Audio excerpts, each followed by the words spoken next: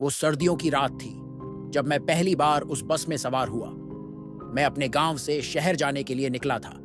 बस में कम ही लोग थे, ज्यादातर थके हुए यात्री जो अपनी सीट पर झुककर सो रहे थे। बाहर घना कोहरा छाया हुआ था और बस की खिड़कियों पर बूंदें धीरे धीरे गिर रही थीं। जैसे जैसे बस आगे बढ़ रही थी, वैसे वैसे मेरी आंखें भी बंद होने लगीं। लेकिन जो हुआ उसने मुझे कभी न भूलने वाला अनुभव दे दिया। बस ने गांव से निकलते ही शहर की तरफ रुख किया। अजीब बात यह थी कि जैसे ही बस ने जंगल के पास आकर धीमी की, मुझे एक अजीब सी ठंडक महसूस होने लगी। वो ठंड सिर्फ बाहर के मौसम की नहीं थी, बल्कि बस के अंदर कुछ ऐसा था जिसने मेरे रोंगटे खड़े कर दिए। मैंने खिड़की के बाहर देखा तो मुझे कुछ नहीं दिखा, सिर्फ काले काले पेड़ और घना अंधेरा। अचानक बस में से किसी ने धीमी आवाज में कुछ कहा। आवाज इतनी धीमी थी कि मैं उसे सुन नहीं पाया, लेकिन वो इतना जरूर था कि उसने मुझे बेचैन कर दिया। मैंने देखा कि एक आदमी जो मुझसे कुछ ही सीट दूर बैठा था, वो बड़ी अजीब तरीके से बस की पिछली सीटों की तरफ देख रहा था। उसकी आंखों में डर साफ झलक रहा था। मैंने जब उसकी तरफ देखा तो उसने तुरंत नजरें फेर ली, लेकिन उसका चेहरा सफेद हो चुका था, जैसे उसने कुछ बेहद डरावना देखा हो। बस धीरे धीरे और आगे बढ़ती रही। हर गुजरते पल के साथ मुझे और अधिक बेचैनी महसूस होने लगी। मुझे ऐसा लगने लगा कि कोई मुझ पर नजर रख रहा है। मैंने चारों ओर देखा, लेकिन कुछ भी असामान्य नहीं था। फिर भी मेरा दिल तेजी से धड़कने लगा। बस की लाइट्स अचानक टिमटिमाने लगी। कुछ क्षणों के लिए बस के अंदर पूरी तरह से अंधेरा हो गया। मैंने एक अजीब सी सिहरन महसूस की, जैसे कोई बहुत ठंडी हवा का झोंका मेरे पास से गुजरा हो। और तभी मुझे लगा कि मेरे बगल में कोई बैठा है।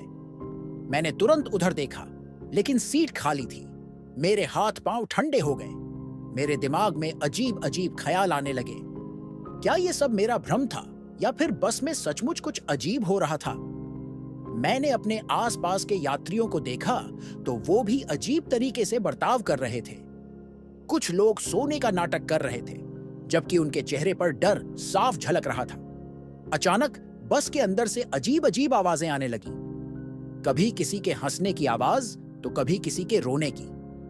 मैं घबराकर इधर उधर देखने लगा, लेकिन मुझे कुछ भी नजर नहीं आया।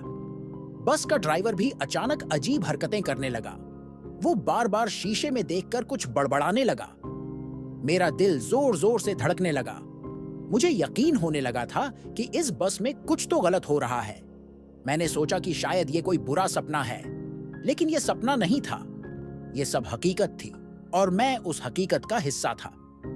जैसे जैसे रात गहराती गई, बस की हालत और भी अजीब होने लगी।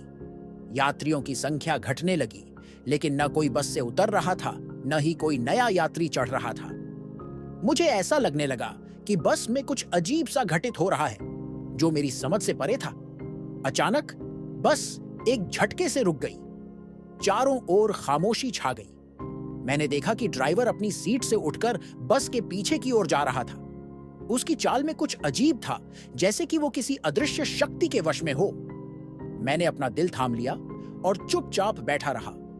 ड्राइवर के पीछे जाते ही बस के अंदर की लाइट्स पूरी तरह से बंद हो गईं। चारों ओर घना अंधेरा छा गया। मेरे कानों में किसी के चलने की आवाजें आने लगीं।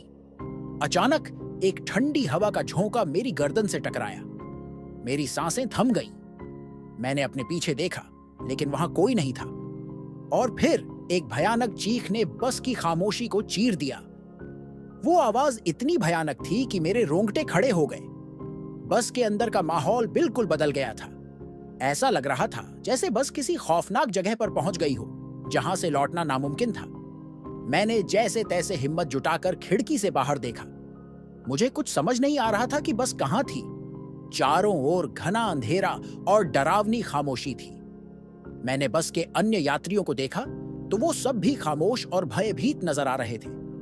किसी के चेहरे पर कोई भाव नहीं था, जैसे सब कुछ थम गया हो। और तभी मेरे पीछे किसी ने धीरे से मेरा नाम पुकारा।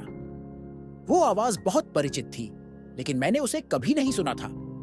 मेरी सांसें थम गईं। मैंने पीछे मुड़कर देखा तो मेरी सीट के ठीक पीछे एक छाया खड़ी थी। उसका चेहरा अंधेरे में छिपा हुआ था, लेकिन उसकी आंखें बिल्कुल सफेद थीं। उसके बाद क्या हुआ मुझे कुछ याद नहीं। बस इतना याद है कि जब मेरी आंख खुली तो मैं अस्पताल में था। डॉक्टर ने बताया कि मुझे सड़क के किनारे बेहोश पाया गया था।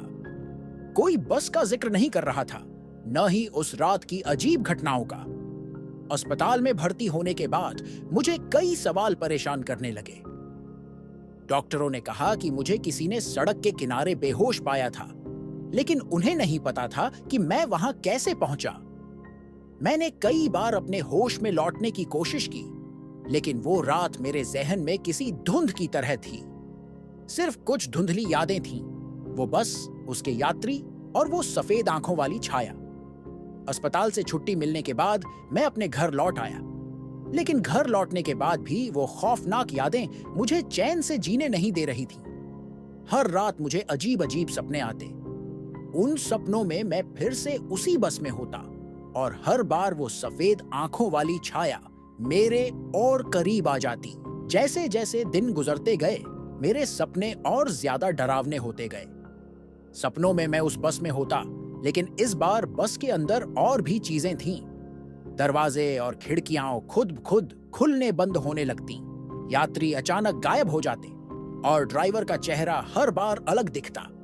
सबसे डरावनी बात यह थी कि हर बार जब मैं अपनी सीट से उठकर कुछ जानने की कोशिश करता, मुझे वही सफेद आंखों वाली छाया मिलती। मैंने एक रात सपना देखा कि बस एक सुनसान सड़क पर रुक गई थी। बस के चारों ओर गहरा जंगल था और सड़क के किनारे सिर्फ पुरानी टूटी फूटी जगहें थीं। मैंने बस से उतरने की कोशिश की, लेकिन दरवाजे बंद हो गए। तभी मैंने देखा कि वो सफेद आंखों वाली छाया बस के बाहर खड़ी थी और मुझे इशारा कर रही थी। वो इशारा कुछ कह रहा था, शायद वो मुझे कुछ दिखाना चाह रही थी। एक दिन मैंने फैसला किया कि मैं उस रहस्य को सुलझाने के लिए फिर से उसी रास्ते से यात्रा करूंगा। मैंने उसी बस का इंतजार किया, लेकिन उस बस का कोई नाम या नंबर मुझे याद नहीं था। मैंने कई दिनों तक अलग अलग बसों में सफर किया, लेकिन मुझे वो बस कहीं नहीं मिली। फिर एक दिन जब मैं बिल्कुल निराश हो चुका था, मैंने देखा कि वही बस स्टॉप पर खड़ी है। बस का रंग वही था, लेकिन इस बार उसके अंदर कोई नहीं था। बस का दरवाजा खुला हुआ था और मैंने देखा कि ड्राइवर की सीट भी खाली थी। मैंने अपनी हिम्मत जुटाई और बस के अंदर कदम रखा। बस अंदर से बिल्कुल वैसी ही थी जैसी मैंने उस रात देखी थी। मैंने चारों ओर देखा, लेकिन कोई नहीं था। मैंने ड्राइवर की सीट पर जाकर देखा, वहां एक पुरानी डायरी पड़ी थी। डायरी के पन्ने बहुत पुराने और फटे हुए थे, लेकिन उस पर कुछ लिखा हुआ था। डायरी के पन्नों पर लिखे शब्द मेरे रोंगटे खड़े कर देने के लिए काफी थे। उसमें एक पुराने ड्राइवर की कहानी थी जो इसी बस को चलाया करता था। वो बस किसी अनहोनी घटना का शिकार हो गई थी। एक भयानक हादसे में बस के सारे यात्री मारे गए थे और ड्राइवर का कहना था कि उसके बाद से उसे बस में अजीब अजीब चीजें दिखाई देने लगीं। डायरी में एक खास तारीख का जिक्र था। उस तारीख को बस एक सुनसान जगह पर रात को रुक गई थी। उसी रात ड्राइवर ने सफेद आंखों वाली छाया देखी थी। उसके बाद से वो छाया उसकी बस का हिस्सा बन गई थी। जो भी इस बस में यात्रा करता था, वो उस छाया से बच नहीं पाता था। डायरी के आखिरी पन्ने पर ड्राइवर ने लिखा था, अगर तुम इस डायरी को पढ़ रहे हो तो ये बस अब तुम्हारी हो गई है। इस छाया को तुम्हें भी देखना पड़ेगा। उस पन्ने के नीचे किसी ने लाल स्याही से लिखा था, इस बस में सफर करने वाले कभी वापस नहीं आते। डायरी पढ़कर मेरा खून जम गया। मैंने जल्दी से बस से उतरने की कोशिश की, लेकिन बस का दरवाजा बंद हो गया। बस के अंदर अचानक से अजीब अजीब आवाजें आने लगी। लाइट्स एक बार फिर टिमटिमाने लगी और मैंने महसूस किया कि बस अपने आप चलने लगी है। मैंने चारों ओर देखा, लेकिन बाहर अंधेरा छाया हुआ था। मुझे समझ नहीं आ रहा था कि क्या करूं। तभी अचानक बस की पिछली सीटों से एक भयानक हंसी की आवाज आई। वो हंसी मेरे दिल को चीरने के लिए काफी थी। मैंने हिम्मत करके पीछे देखा और वही सफेद आंखों वाली छाया मुझे घूर रही थी। उसका चेहरा इस बार साफ नजर आ रहा था। वो चेहरा इतना भयानक था कि मैं चीख भी नहीं पाया। मैंने बस से बाहर निकलने की बहुत कोशिश की, लेकिन दरवाजे और खिड़कियां सब बंद हो चुके थे। बस के अंदर अजीब अजीब चीजें होने लगीं। अचानक सीटों पर बैठे यात्रियों की परछाइयां नजर आने लगीं, जैसे वो सब कभी यहां थे और अब भी हैं। हर परछाई मुझे घूर रही थी, जैसे कि वो सब मुझे कुछ बताना चाह रही थी। बस की स्पीड बढ़ने लगी और मैं समझ नहीं पा रहा था कि बस जा कहां रही है। अचानक बस रुक गई। मैंने खिड़की से बाहर देखा तो वही सुनसान सड़क थी जो मैंने सपने में देखी थी। एल, वो सफेद आंखों वाली छाया, अब दरवाजे के बाहर खड़ी थी और वो मुझे बाहर बुला रही थी।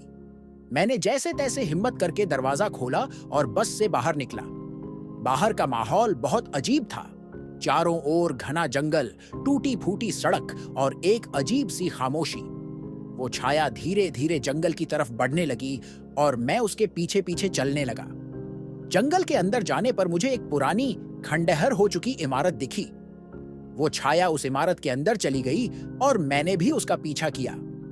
अंदर जाने पर मुझे कई पुरानी चीजें दिखीं, फटे हुए कपड़े, टूटे हुए बर्तन और जली हुई तस्वीरें। ऐसा लग रहा था जैसे यहाँ किसी भयानक घटना के निशान थे। इमारत के अंदर पहुंचते ही मुझे एक कमरे में बंद कर दिया गया। वहां वो सफेद आंखों वाली छाया मेरे सामने प्रकट हुई और उसने मेरी तरफ इशारा किया। उसी समय मैंने समझा कि ये छाया कौन थी। ये वही बस का ड्राइवर था जो उस हादसे में मारा गया था। वो अपनी मौत का बदला लेना चाहता था और अब वो मेरी आत्मा को बस का हिस्सा बनाना चाहता था। मैंने अपने चारों ओर देखा तो मुझे कई और छायाएं दिखने लगीं। ये सब वो यात्री थे जो कभी इस बस में सफर करते थे और अब इस बस का हिस्सा बन चुके थे। वो सब मुझे घूर रहे थे, जैसे वो चाहते थे कि मैं भी उनका साथी बन जाऊं। और फिर अचानक मुझे महसूस हुआ कि सब कुछ धीरे धीरे धुंधला हो रहा है। वो छायाएं मेरी तरफ बढ़ने लगीं और मैंने एक भयानक चीख सुनी। मेरी आंखें बंद होने लगीं और आखिरी चीज जो मैंने देखी वो था वो सफेद आंखों वाली छाया जो अब मेरे बिल्कुल सामने खड़ी थी। जब मेरी आंख खुली तो मैं अपने घर के बिस्तर पर था। मुझे कुछ समझ नहीं आ रहा था कि ये सब हकीकत थी या सपना, लेकिन मेरे हाथ में वो पुरानी डायरी थी और डायरी के आखिरी पन्ने पर एक नया नोट लिखा था। अब ये बस तुम्हारी है। उस दिन से मैं उस बस के रहस्य को समझने की कोशिश में लगा हूं, लेकिन एक बात साफ है, वो बस अब भी कहीं ना कहीं चल रही है और जो भी उसमें सवार होता है उसे उस सफेद आंखों वाली छाया का सामना करना पड़ता है। अब वो छाया मेरा पीछा कर रही है और मैं नहीं जानता कि कब वो मुझे अपना शिकार बनाएगी। उस खौफनाक अनुभव के बाद मेरे जीवन में एक अजीब सा डर बस गया था। मुझे हर वक्त ऐसा महसूस होता था कि वो सफेद आंखों वाली छाया कहीं ना कहीं मेरे आसपास है। मेरा मन किसी भी काम में नहीं लगता था और हर रात मुझे वो भयानक सपने आते थे। मैंने अपनी मानसिक शांति और सुरक्षा के लिए कई जगहों पर मदद मांगी, लेकिन कहीं भी मुझे सुकून नहीं मिला।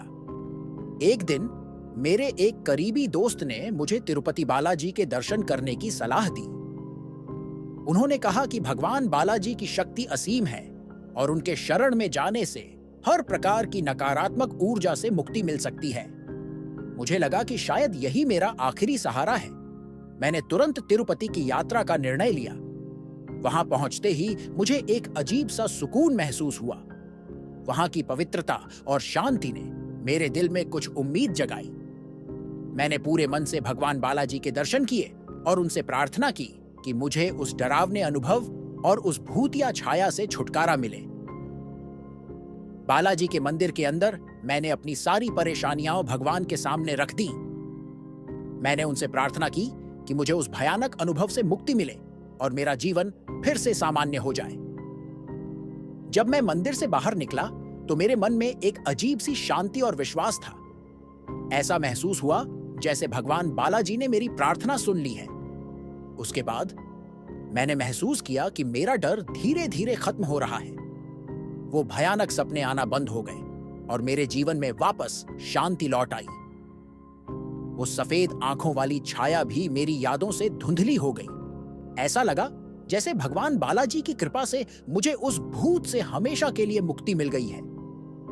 अब मैं पहले की तरह अपने जीवन में खुश हूं और मुझे विश्वास है कि भगवान बालाजी ने मेरी रक्षा की। तिरुपति की उस यात्रा ने मेरे जीवन को एक नई दिशा दी और मैंने सीखा कि किसी भी बुरी ताकत से निपटने के लिए आस्था और भगवान की शरण में जाना ही सबसे बड़ा सहारा है। इस अनुभव ने मुझे सिखाया कि भगवान के प्रति सच्ची आस्था और विश्वास से कोई भी मुश्किल हल की जा सकती है। आज भी जब मैं उस भयानक घटना को याद करता हूँ, तो मैं भगवान बालाजी का शुक्रिया अदा करता हूँ कि उन्होंने मुझे उस डर से मुक्त किया और मेरे जीवन को फिर से सामान्य बना दिया। अगर ये वीडियो अच्छा लगा हो तो लाइक करें, अपने दोस्तों के साथ शेयर करें और ऐसे ही वीडियो के लिए चैनल को सब्सक्राइब करें। धन्यवाद। अगर दोस्तों आपको गेमिंग वीडियो देखना पसंद है तो हमारे दूसरे चैनल प्ले ऑफ गोस्टर को सब्सक्राइब कर सकते हैं। लिंक डिस्क्रिप्शन में है।